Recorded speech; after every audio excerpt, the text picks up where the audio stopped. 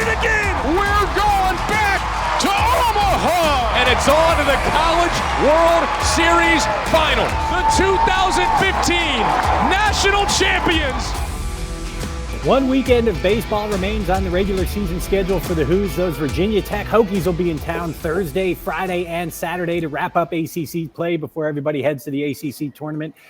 This is the latest episode of 1186, the podcast, the official podcast of the University of Virginia baseball program. I'm Damon Dillman, joined as always by Andrew Ramspacker and Scott Fitzgerald, and we are joined by the assistant coach of the Hoos, number one in your program.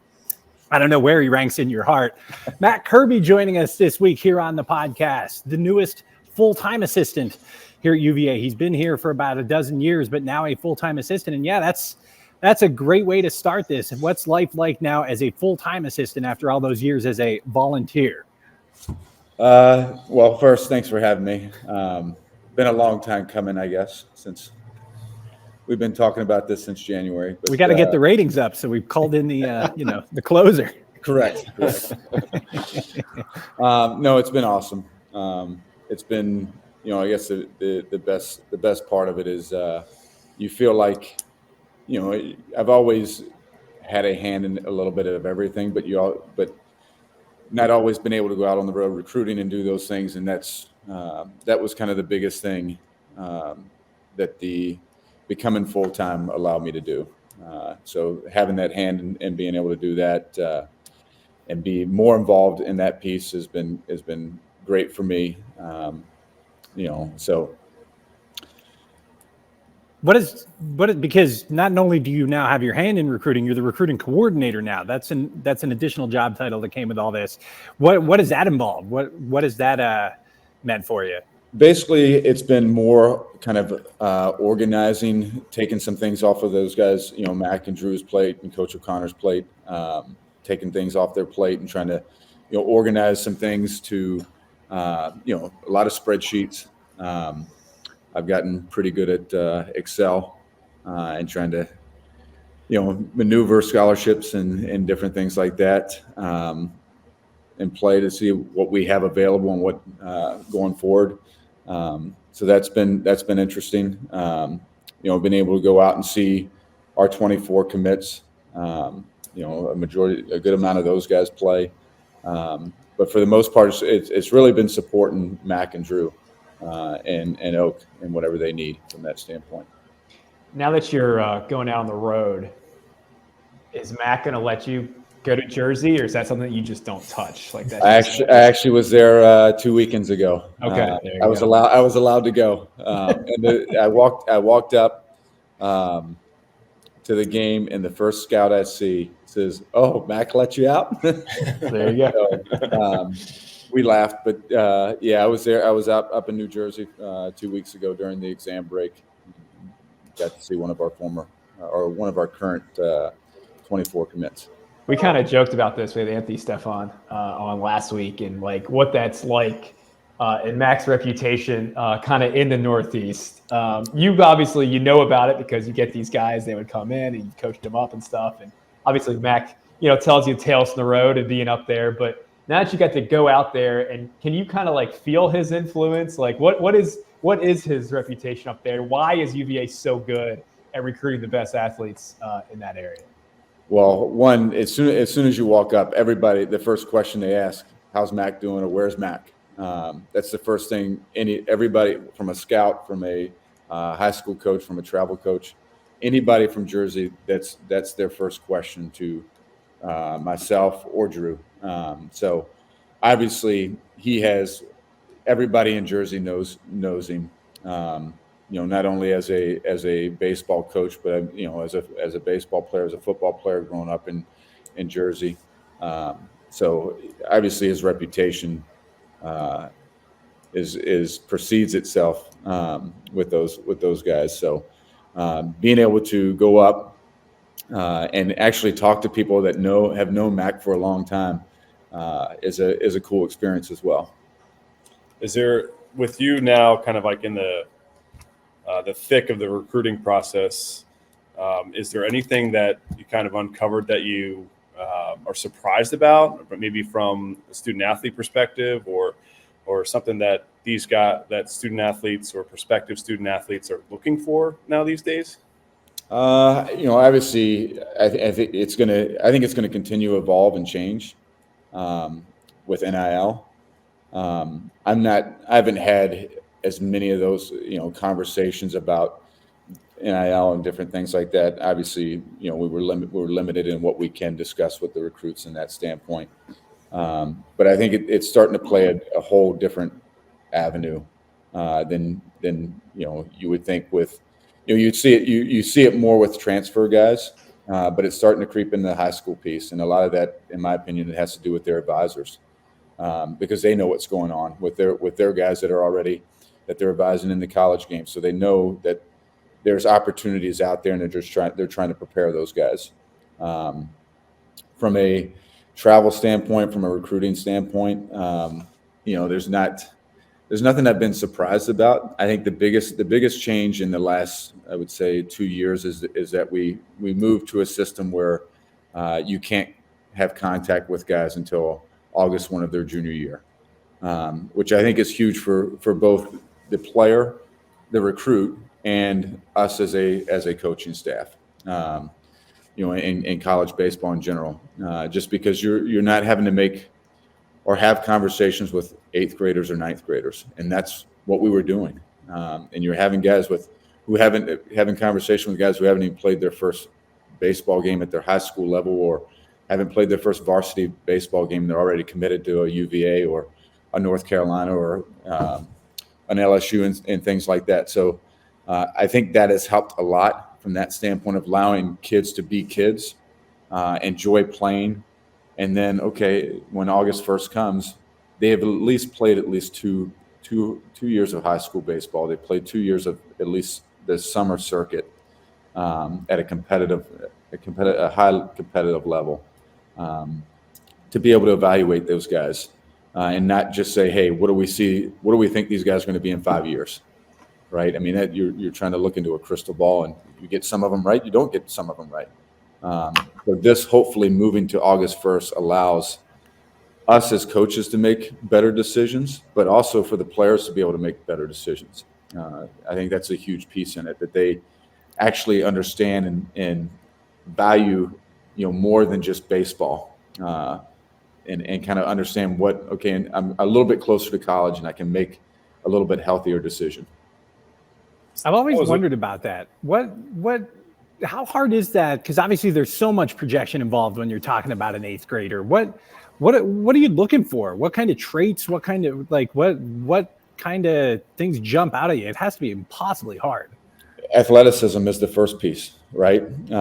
That's the biggest thing. We tend to recruit up the middle.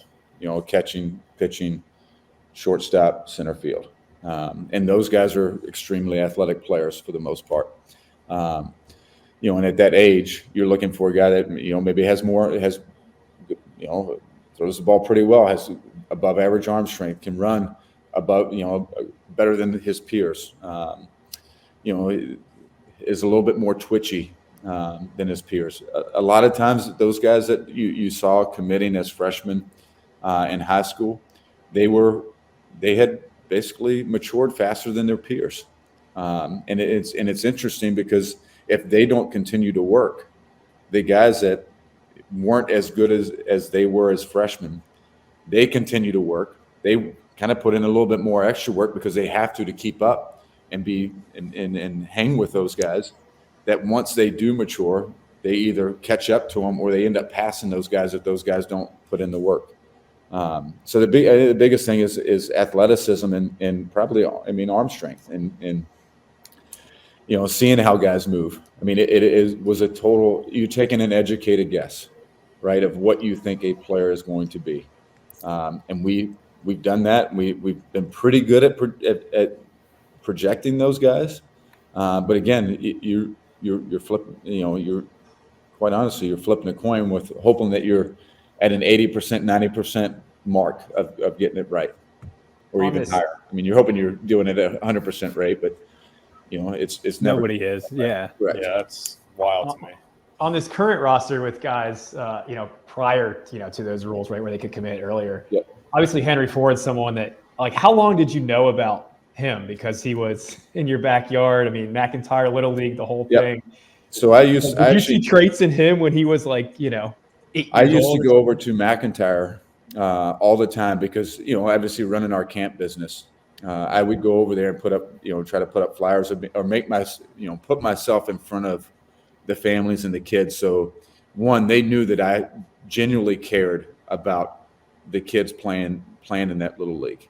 And the same with Central and, going to those little leagues and being available and present for those kids and seeing, okay, hey, the look when they see, hey, Coach Kirby's here, somebody that they've seen, all the time in the camp aspect, right? Because my part of my job as a camp coordinator and camp director was to give those kids an unbelievable experience, and part of that was me trying to doing my best of trying to learn every kid's name within 2 days, within 24 to 48 hours, and I got pretty good at it. So even when I go to Little League games, I actually went last Thursday to see one of my buddy Kevin Backey's son, Connor Backey, play in a coach pitch game or a machine pitch game.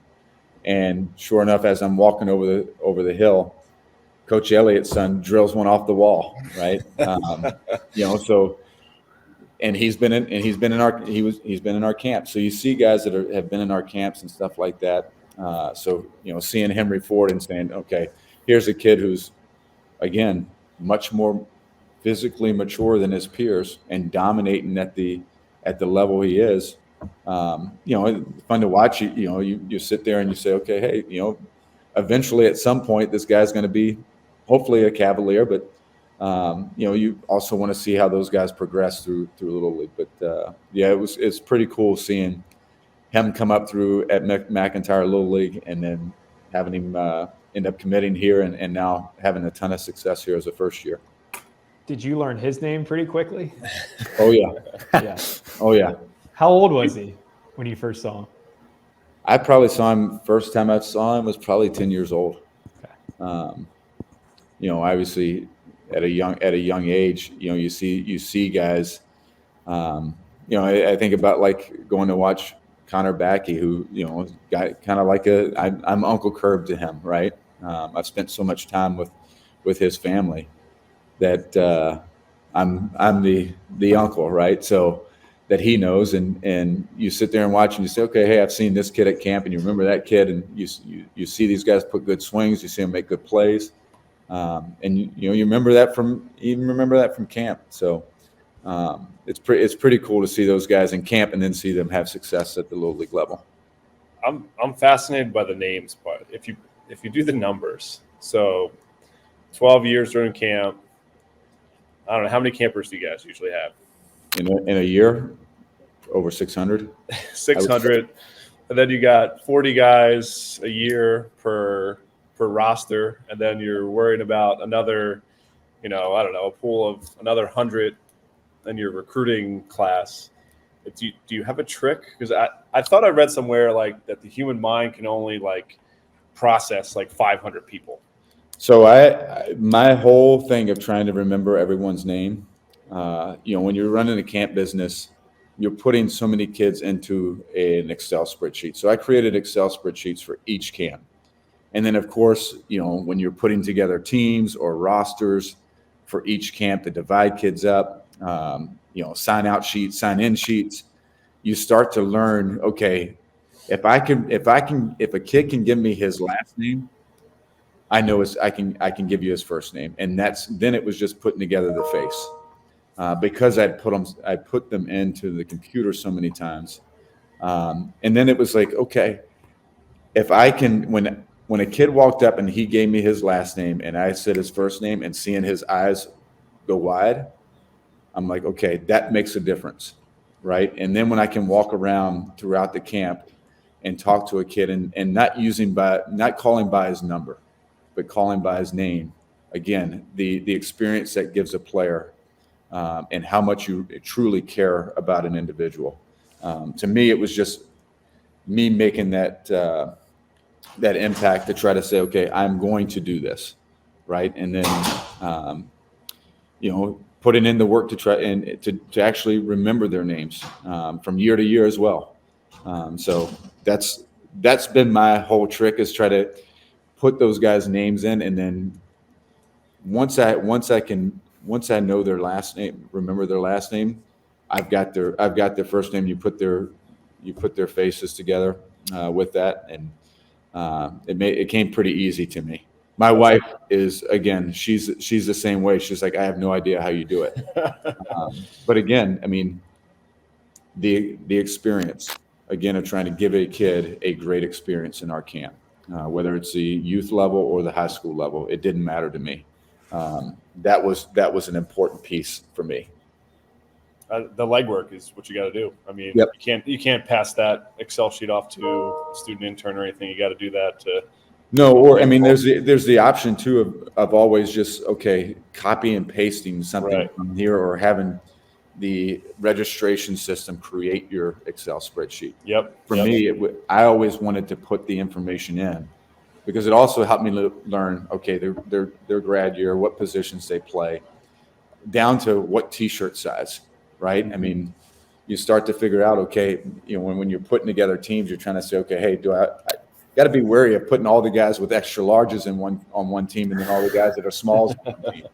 It's true. Doesn't make a lot of sense, and doesn't make for a competitive camp.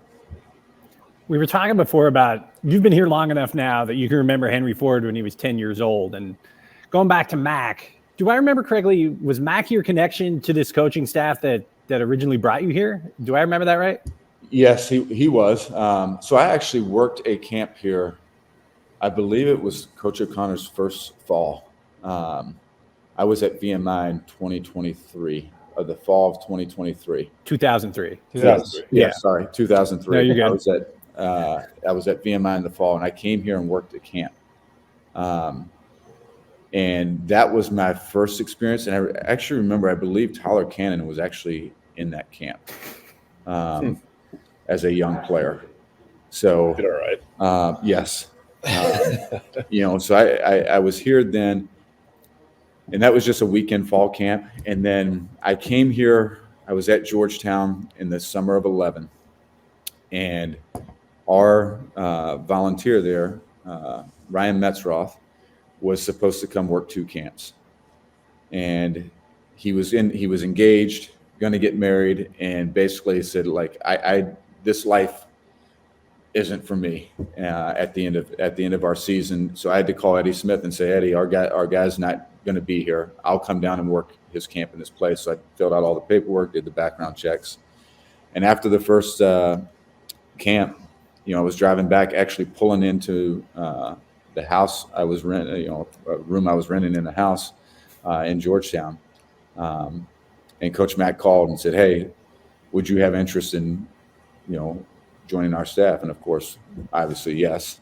So by the time I came back for the second camp, I had, basically talked to Coach O'Connor over the phone, had talked to a bunch of people, and like, what, this is the place where I need to be. But, my first kind of interaction with Coach Mack was probably in my freshman year at William & Mary. We went and played.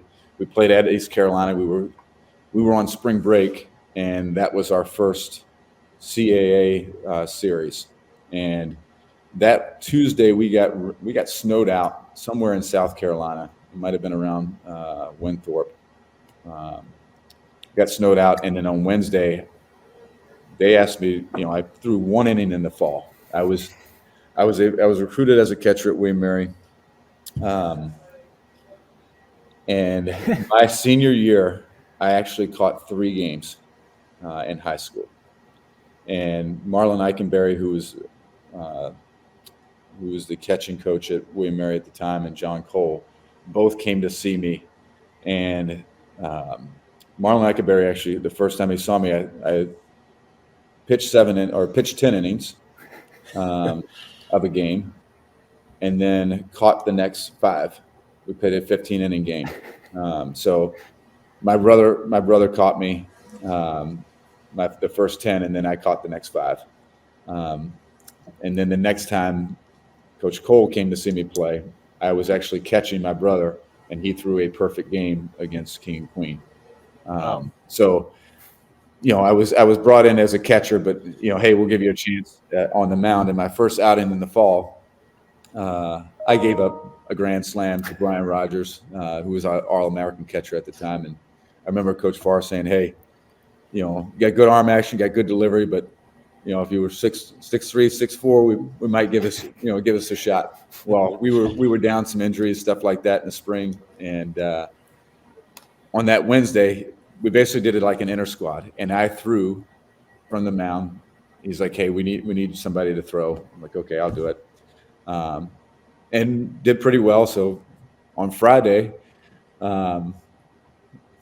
during BP, after I took BP, he's like, "Hey, come on down to the bullpen. Can you throw like a 15-pitch bullpen?" So I did, and he said, "Hey, would you be ready if we need you today?" I said, "Sure."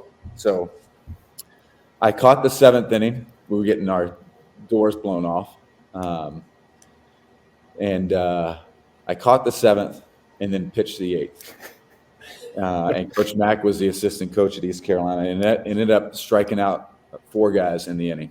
Had the fastball.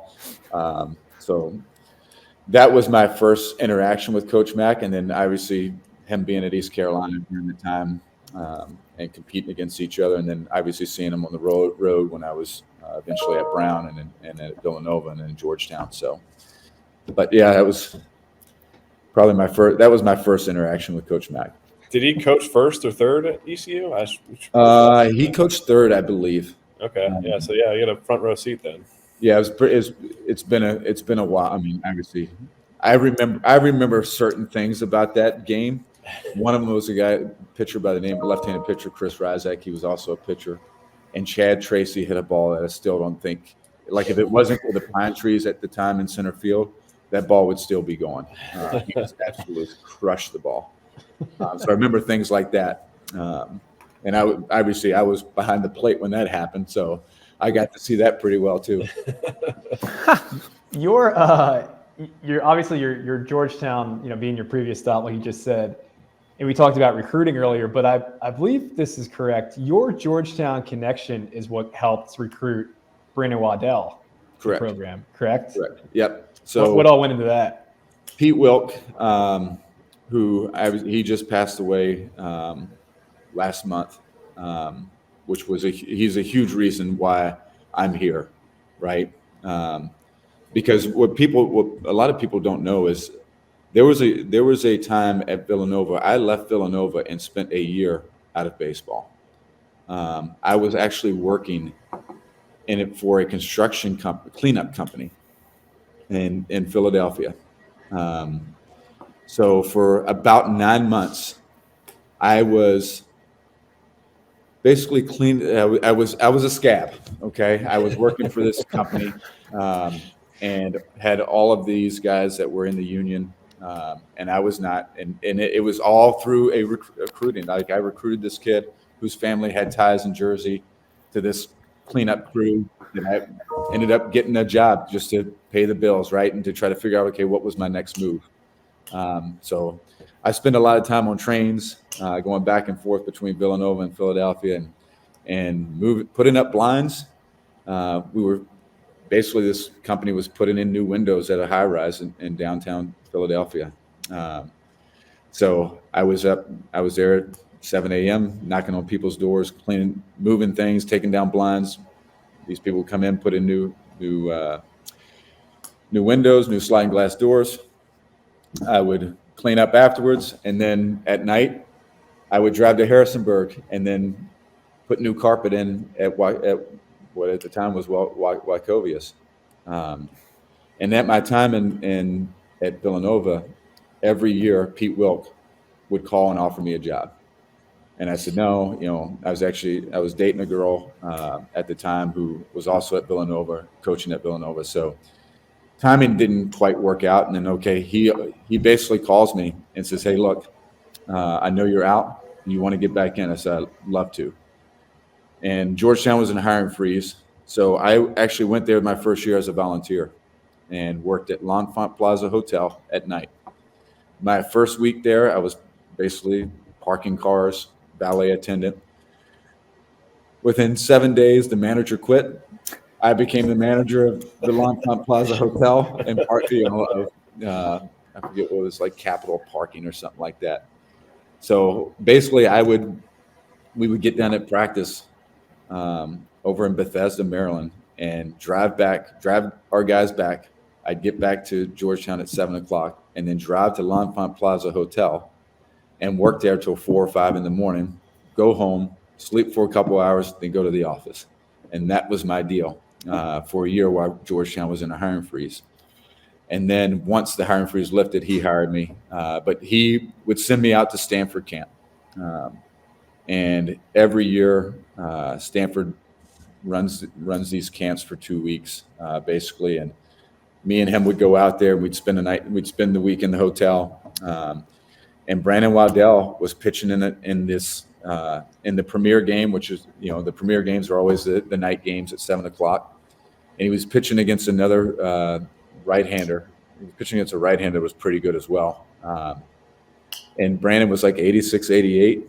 Nothing that was like overpowering, but he threw a ton of strikes. It's like, all right, this kid's got something. But the guy he was pitching against is like 90 to 93. So the guys at Stanford, they take this guy off to the side and they're talking to him. I'm like, okay, I like this kid. So we continue to talk. And I had some conversations with him on the phone. And I remember I'm driving down 95, going to my house in King William to get take some things home, and then to be able to bring stuff back to move to Charlottesville, which I had no idea where I was going to live other than Oak's basement which ended up being for like 3 months. Are you still there? No. But on my way there, I called Brandon Waddell and basically to tell him where I was going. And he answers the phone, and I said, hey, how's everything going? He says, Coach, I gotta get something off my chest. I gotta talk to you. I said, go ahead. He's like, hey, I appreciate our conversations, but I've narrowed down my choices, and Georgetown's not in my top 2. I said, okay, understand. I said, well, I'm actually calling you to tell you that I'm actually going to the University of Virginia, and wanted to see if you would have interest in UVA. And of course, like, absolutely. So of course, I talked to Oak, I talked to Kays about it, and then Kays takes the ball. He heads to Houston to see Brandon pitch in like a high school scrimmage. And Kays did the rest, but that was kind of the start of kind of getting him at least a look from our coaching staff. Wow. What did that mean to you then to see his career? I mean, obviously you're sitting in front of the national champions thing, and he obviously played a huge role in that. Did you write that or something? I may have written that. Yeah. Have you seen the movie? But me aside, did you think about that at all when you're in in 2015 when he is playing such a huge role in that run? You know what? Not at all. To be honest with you, not at all. Because, it's a collective effort when you get guys committed, right? I mean, yeah, was I the first one to see him? Yes. But he wouldn't have been at UVA if it wasn't for Kays, if it wasn't for the conversations he had with Oak. I mean, I remember being in Oak's, we would sit down in the basement and do work while everybody else went to bed. And him having conversations with Brandon Waddell and me sitting right next to him, listening to him, and then get off the phone and saying, hey, it's basically come down between us and Stanford.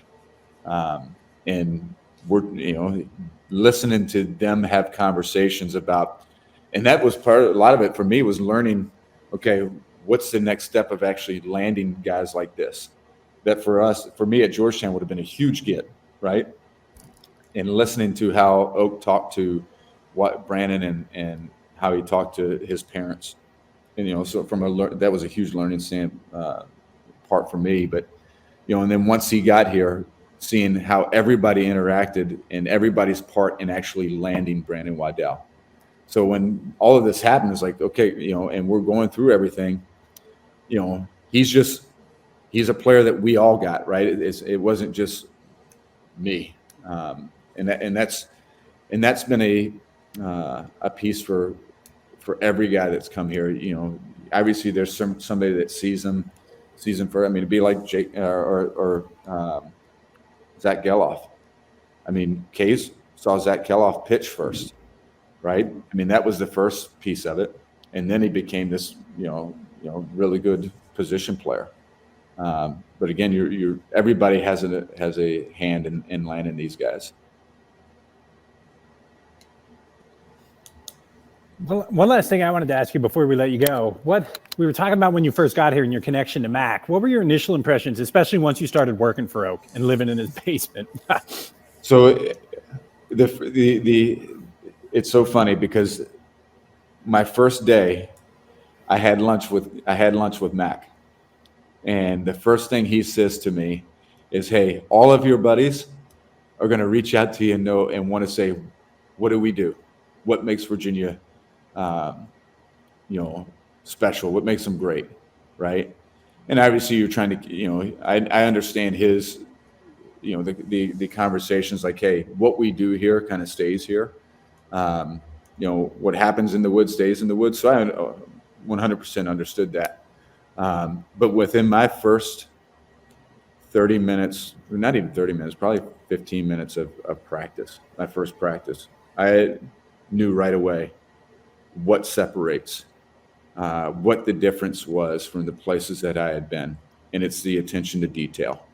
And it starts with, the practice plan that's put together by Oak, Mac, and Kays at the time, that you say, okay, every part of practice is detailed. It's down to the minute of knowing, and then it's the responsibility of not only us as coaches knowing what's going on, but the players. And probably the one thing that I was doing is trying to, okay, how do I study this and memorize this? Because I don't want to be the guy that pulls out the paper to see what's next, right? Of knowing what exactly is the next thing that comes up. Or the next thing that we're doing. So that was probably the biggest piece, the attention to detail in everything that we do. And having the next big thing was probably having our own language that we talk. And that was probably the second biggest learn, is creating a language that you can, because of baseball and how, what everybody tell you, there's 100 ways to skin a cat, right? And having a specific language and being detailed in that manner allows everybody to kind of develop quickly and stay on task, and being able to understand each other was a big piece of one of my first learns.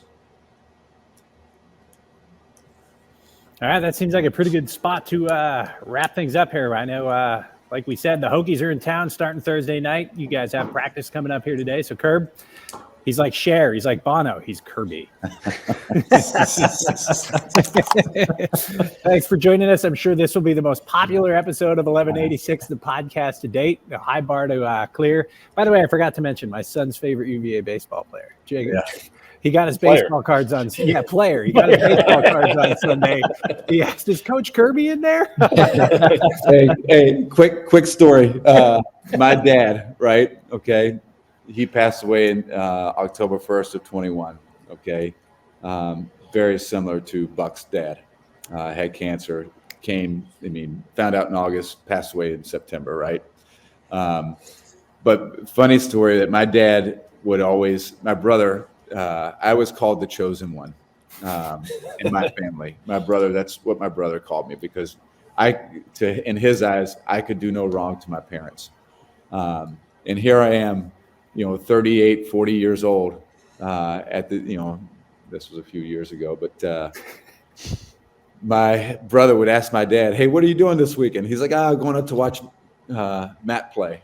And my brother finally goes, "Dad, he doesn't play anymore. You're not going to watch him." So at least to my dad, I was still a player as well. Jacob Dillman, you're still playing too. There you go. Hey, I do throw BP every day. Every day. I can be the BP pitcher. There you go. What is your BP ERA for this Depends- team? It depends. Yeah. If I want it to be a feel-good BP for them, or do I want it to be a feel-good BP for me? 99.9% of the time, it's feel-good for them. Okay. All right, I think that's going to wrap up this edition of 1186, the podcast for Kirby.